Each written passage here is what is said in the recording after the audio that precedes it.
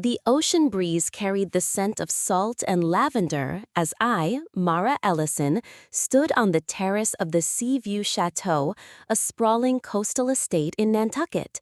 It was July, and the Ellison family's annual reunion was in full swing. I adjusted the hem of my simple linen dress, a dress I'd sewn myself years ago, while my sister-in-law, Celeste, called out, "Mara, could you grab more ice from the kitchen? You're so good at these things." Her tone was light, but the implications stung. I wasn't a guest here, not really. To them, I was just Daniel's frugal wife, the seamstress who tinkered with fabrics, always ready to fetch ice or fold napkins. I'm 38, a textile designer who'd spent the last 15 years building a sustainable fashion brand that now supplied eco-friendly fabrics to major designers across the Northeast.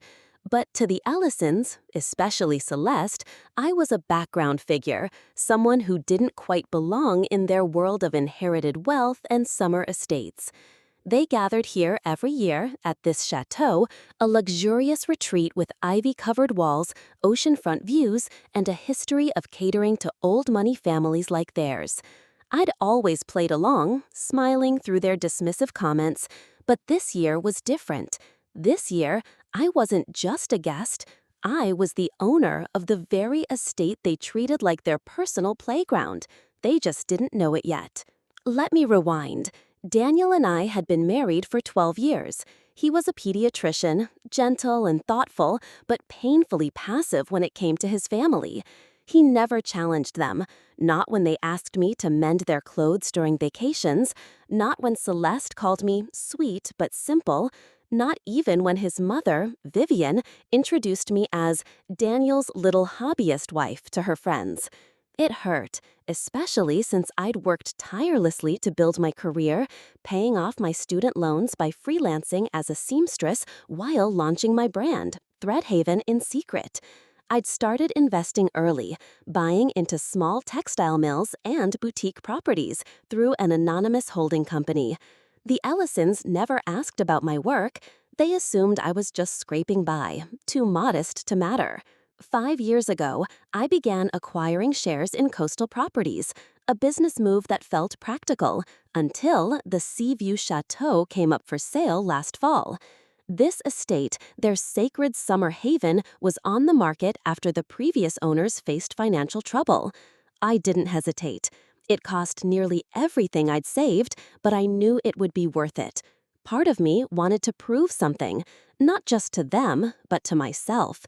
I wanted to own the place they thought I could never touch. Now, at the welcome dinner, I stood on the terrace in my linen dress while the Ellisons sipped cocktails in their designer outfits. Daniel's brother, Nathan, asked if I could pop into the kitchen for more lemon wedges, assuming I was already on my way. I wasn't, but I went anyway. I didn't need to argue, not yet. Tomorrow, at the estate's annual guest gala, the manager would announce the new owner. And when they ask who, she'd point to me. The thought of Celeste's face made every penny worth it. The night after the dinner, I sat alone on the chateau's widow's walk, the ocean stretching dark and endless below. The family was gathered on the lawn, their laughter floating up like a melody I wasn't part of. I'd never been part of it, not really. From the day I married Daniel, I'd been an outsider. Not in an overt way, that would have been easier to fight. It was the subtle slights. Vivian's pursed lips when I spoke about sustainable fabrics, as if it were a quaint hobby. Celeste's backhanded compliments about my thrifty style. Nathan's offhand comment that I was surprisingly useful for someone who didn't grow up with money. I tried so hard in the early years. I hosted Thanksgiving at our house, sewed custom table runners for their birthdays, even offered to design Celeste's daughter's christening gown. But nothing was enough. At Daniel's father's 70th birthday party, which I'd organized down to the last detail, Celeste gave a toast thanking everyone except me. Daniel noticed, squeezed my hand, and whispered, "You did so much." But he didn't speak up. That was the pattern. He'd comfort me in private, but never confront them. 3 years into our marriage, Nathan's wife, Julia, pulled me aside at a family barbecue. "You're doing well to keep up," she said, smiling like it was a compliment. "Most people who marry into the Ellisons don't last." I smiled back, but that night I cried in our hotel bathroom, the shower running to muffle the sound. Eventually, I stopped trying to win them over. I focused on my work, building Threadhaven into a quiet empire. I worked late nights, skipped vacations, wore the same coat for years. They thought I was struggling. They didn't know I was amassing wealth. Last summer, here at the chateau, something broke inside me. At dinner, Nathan made a joke about me being the help because I'd cleared a few plates. Everyone laughed, even Daniel. I sat there, my hands clenched under the table, smiling through the humiliation. Later, I overheard Vivian on the phone in the next room. "Mara's sweet, but she'll never be one of us. You can tell by how she dresses." That was the moment I decided to buy the chateau. I contacted a former client in real estate, and 6 months later, the deal closed through my holding company, OceanThread Ventures. I kept the manager, upgraded the staff training, and improved the estate's sustainability. Solar panels, water recycling, local sourcing, all under the radar.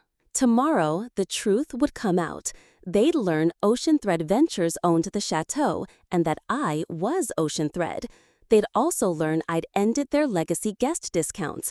No more free upgrades, no more special rates for being an Ellisons. And Daniel? He didn't know. Not because I hid it maliciously, but because he never asked. He never wondered why I spent hours on calls, why I traveled so often, why I met with investors. He assumed I was just working on fabrics. After 12 years, I'd stopped trying to make him see me. The morning of the gala started like every other day here. Brunch on the terrace, mimosas sparkling in the sun, the Ellisons gossiping loudly. I sat at the edge of the table, stirring my tea, while Celeste complained about the service. "The staff used to know us by name," she said, tossing her hair. "Now it's all so corporate." Nathan nodded. "I heard some holding company bought it. No charm anymore, just rules." Julia chimed in, "Probably some tech bro who thinks owning an estate is a status symbol." I said nothing, just sipped my tea. Then Celeste turned to me, her smile tight. "Mara, you're so practical. Maybe you could talk to the staff about the coffee. It's lukewarm." I gripped my cup, the irony burning hotter than the tea. They had no idea I'd overseen the menu, trained the staff, even chosen the damn coffee beans. That evening, at the gala, the family gathered in the grand ballroom, all silk dresses and polished cufflinks. Vivian, in a pearl choker, had insisted on a classic elegance dress code. I wore a simple black dress I'd made myself, the fabric a prototype from Threadhaven, sustainable silk, soft as a whisper. Celeste glanced at me, her eyes narrowing. "Oh, Mara, so understated," she said, her tone dripping with faux sweetness. Dinner conversation turned to the estate's new management. Nathan scoffed. "They renovated the dock in peak season. What a mess. Some investor probably bought it as a tax write-off." Julia laughed. "I'd love to give the owner a piece of my mind." Daniel murmured to me, "Maybe we should leave feedback." I didn't reply, my chest tight with anticipation.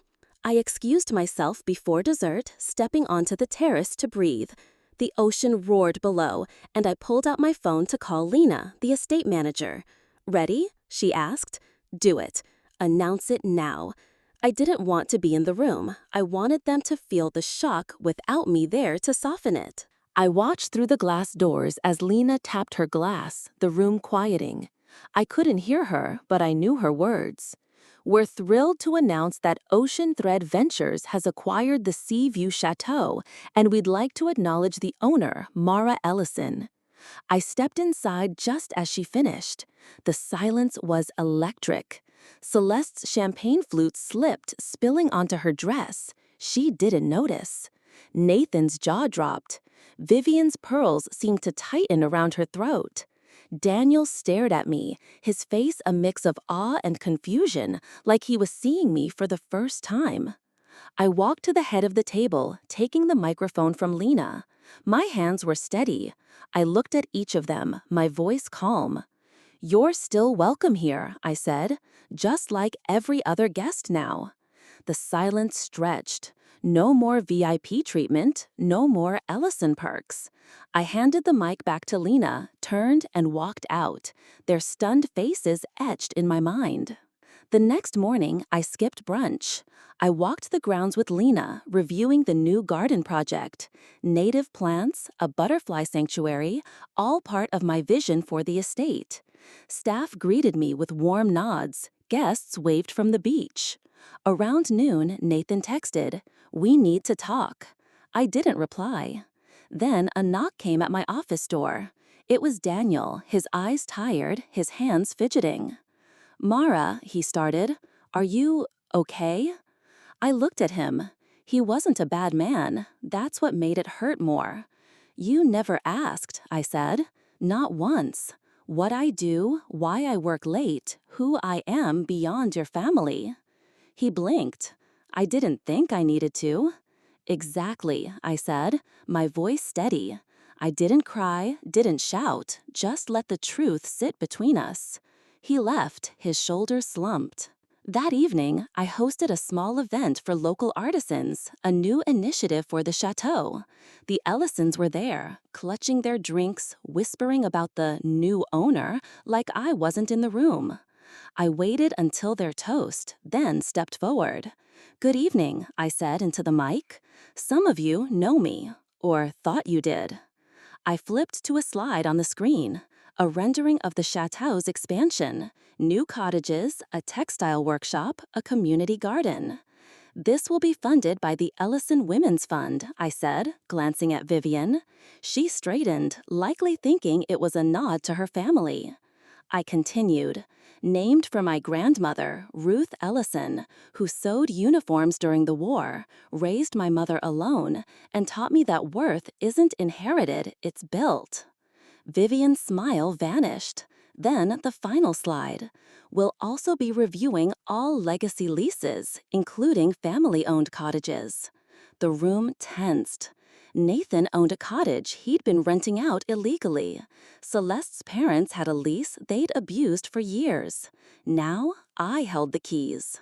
Nathan tried to stop me as I left the stage. "Mara, wait, can we talk?"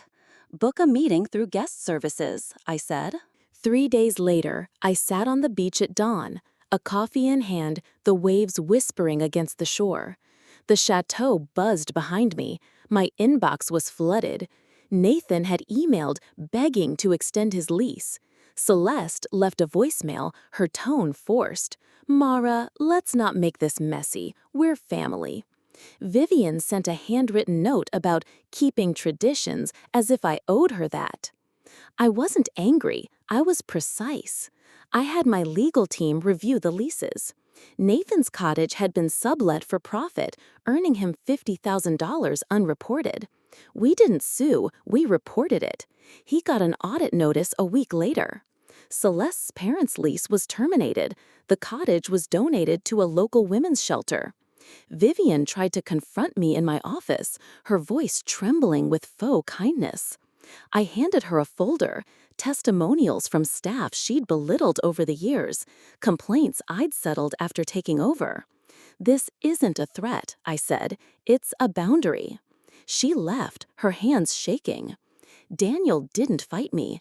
After the reveal, he unraveled, questioning everything, us, himself, what he'd missed. We had raw, quiet talks over weeks. In the end, I told him, "I didn't stay to be accepted. I stayed hoping you'd see me. But I see myself now, and that's enough." He moved out a month later. We're not enemies, just not partners. It hurt less than I expected. I'd already reclaimed myself. The seamstress they dismissed now owns their sanctuary. Power isn't always loud.